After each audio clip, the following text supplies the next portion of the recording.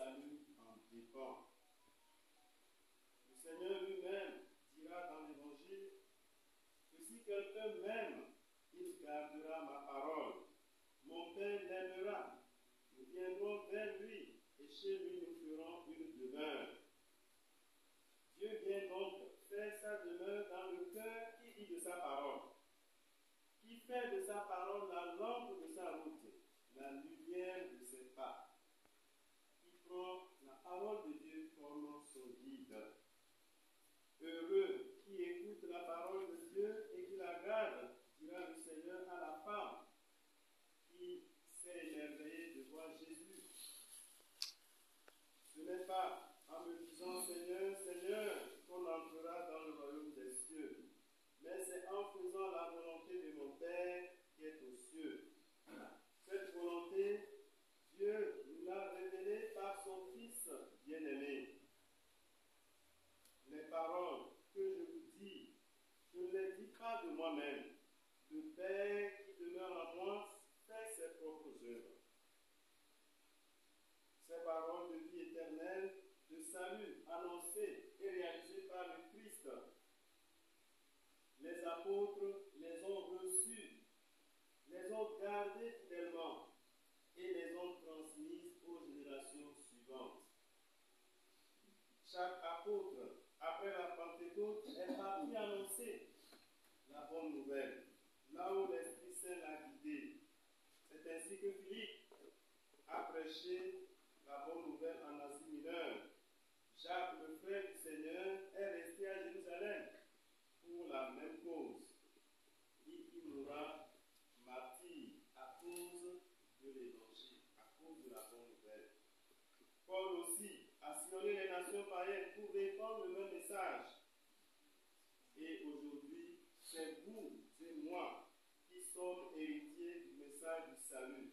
Nous sommes donc invités, frères et sœurs, à le garder intact dans toute sa pureté et sa vérité pour transmettre ce message aux générations qui viendront.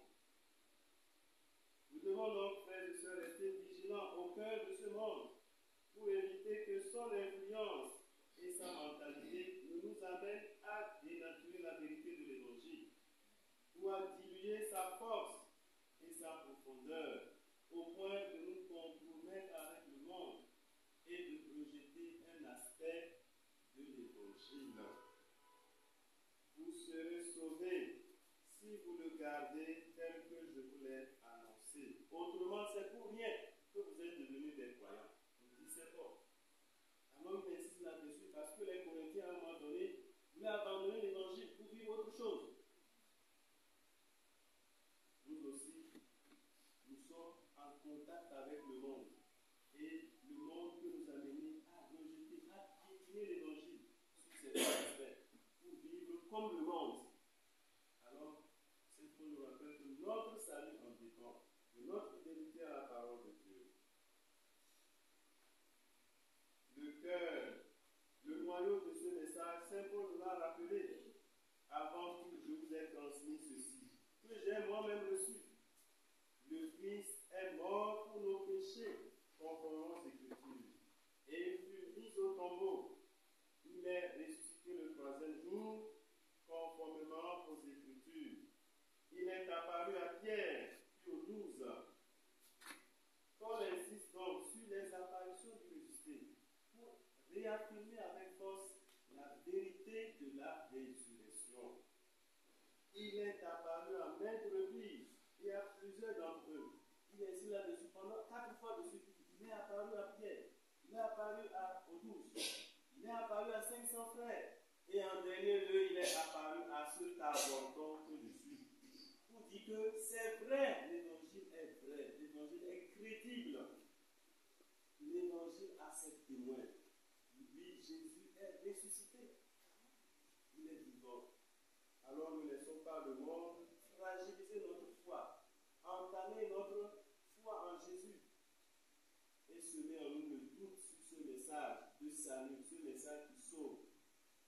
Frères et sœurs, gardons ce message, vivons pour ce message, suivons Jésus avec confiance, quelles que soient les difficultés. saints Philippe et Saint Jacques, intercède pour nous et nous obtient la grâce d'être fidèles à l'Évangile. Amen.